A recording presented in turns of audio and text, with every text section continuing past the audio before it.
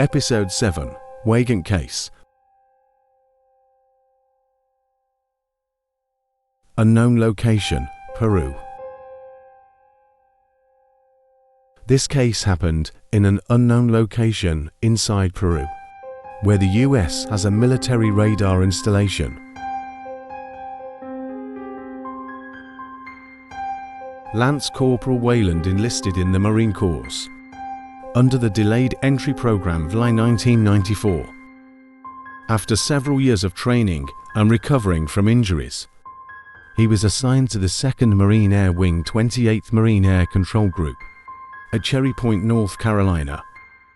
One day, an instructor asked him if he wanted to go to Peru to provide perimeter security for a radar installation. This radar station was supposedly tracking drug aircraft flying in and out of Peru and Bolivia airspace. Corporal Weyland volunteered and was sent on the mission. In March 1997, late at night, around 11 or 12, while conducting security patrols at the base in Peru, Weyland and others were approached by 3 sergeants, Sergeant Allen, Sergeant Atkins, and Staff Sergeant Montalegro, who asked them to prepare for a mission. Their task was to secure a possibly friendly aircraft crash. They left early in the morning, around 3 or 4, driving through the jungle, and arrived at the crash site at 6 or 7 in the morning, just as the light was coming up. The crash site was easy to spot, as there was a massive gash in the land where something had crashed. Trees were broken in half, everything was burnt, and the ground looked as if it had been smoothly sliced like warm butter.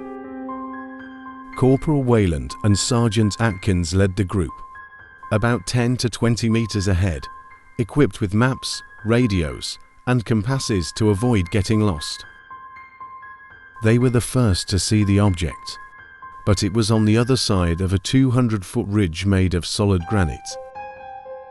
They had to go around and climb up the hill to reach it. When they descended from the ridge, they found a UFO buried at a 45-degree angle, oozing a strange syrup-like liquid. This purplish-green liquid was scattered everywhere, on plants and rocks, and it seemed to change color depending on the lighting. It even discolored and damaged Corporal Weyland's camouflage gear, and some of the skin on his arm, almost like acid. The craft had a peculiar appearance.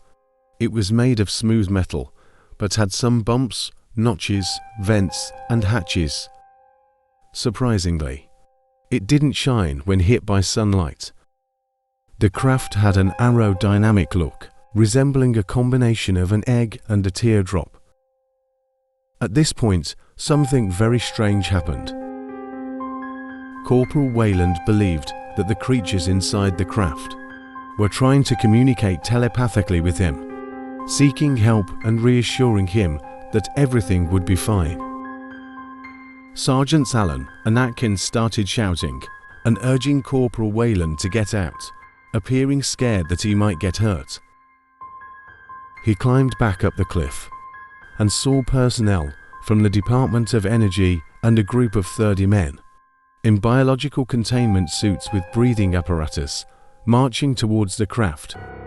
Soon after, men dressed in black camouflage arrived, cuffed Corporal Weyland's hands and tied his legs together with plastic fasteners, and sent him back to the base.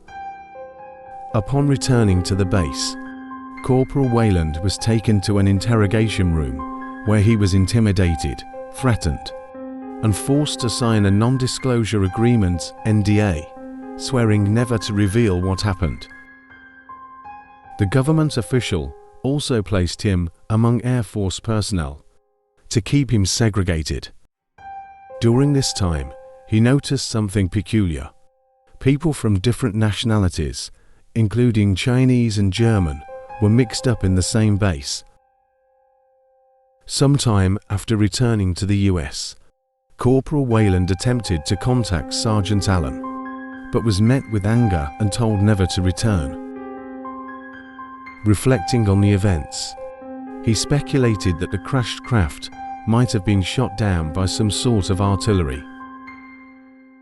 He remembered overhearing two Air Force women discussing fast-moving objects entering and leaving the atmosphere at approximately Mach 10 speed, as well as the radar tapes used to track them.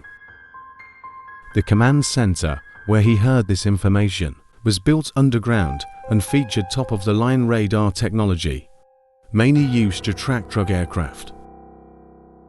The base also had advanced equipment, such as laser rangefinders, resembling large telescopes inside a bunker.